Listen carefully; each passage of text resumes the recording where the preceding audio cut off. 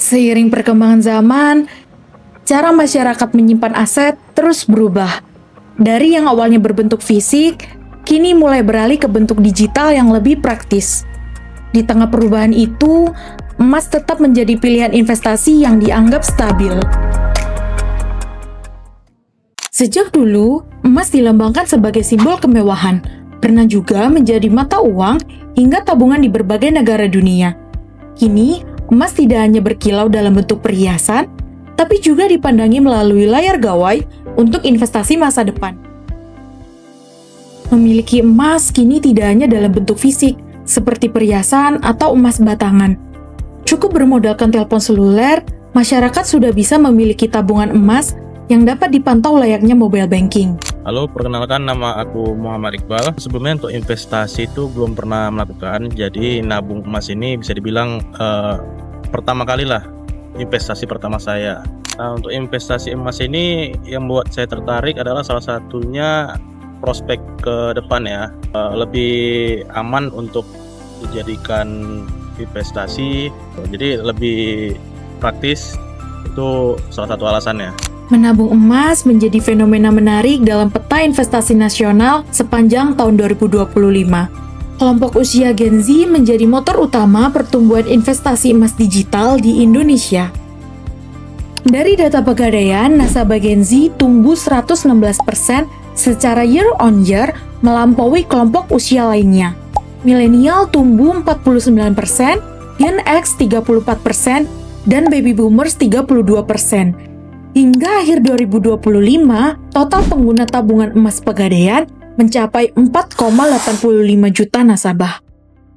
Manajer bisnis Pegadaian, cabang Karangturi Semarang, Suryandari mencatat peningkatan jumlah nasabah Gen Z dalam beberapa bulan terakhir.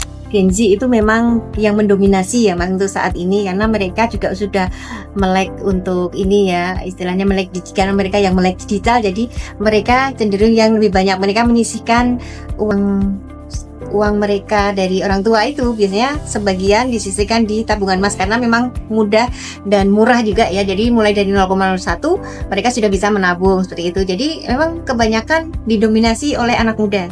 Kalau untuk orang tua sendiri ya paling sekitar berapa 20-an %. Tapi untuk kalangan tertentu ya Mas ya, kalau di atas 45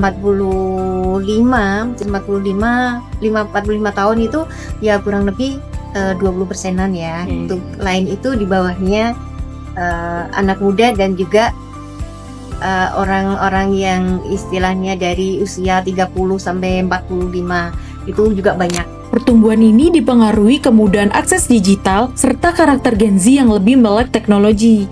Namun, di balik perkembangan tersebut, masih banyak masyarakat yang belum tertarik berinvestasi emas secara digital. Alasan utamanya karena kurangnya kepercayaan terhadap sistem digital.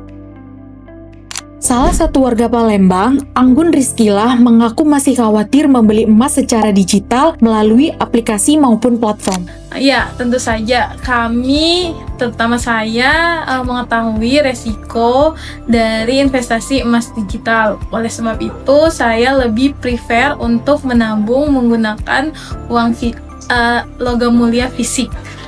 Selain karena kepuasan saat membeli emas fisik, investasi emas digital dianggap memiliki risiko dan masih berada dalam fase krisis kepercayaan. Ya, mungkin karena tren emas digital ini baru 1 atau 2 tahun kebelakangan muncul. Mungkin untuk resiko yang sama-sama kita ketahui adalah ya kita tidak megang emas fisiknya gitu. Jadi kita cukup waspada juga terkait keamanan. Tapi mungkin karena saya yang nabungnya di Pegadaian, mungkin karena sudah dilindungi juga kan gitu, jadi cukup aman sih menurut saya. Perdagangan emas digital di Indonesia diatur melalui Peraturan Menteri Perdagangan Nomor 119 Tahun 2018 serta Peraturan Bapepti Nomor 2, 4, dan 13 Tahun 2019. Saat ini, berbagai platform menawarkan kemudahan transaksi, transparansi harga, serta sistem penyimpanan yang aman, bahkan memungkinkan pencetakan emas fisik ketika saldo mencukupi. Namun, masyarakat perlu memastikan platform tersebut diawasi oleh Bapepti dan OJK.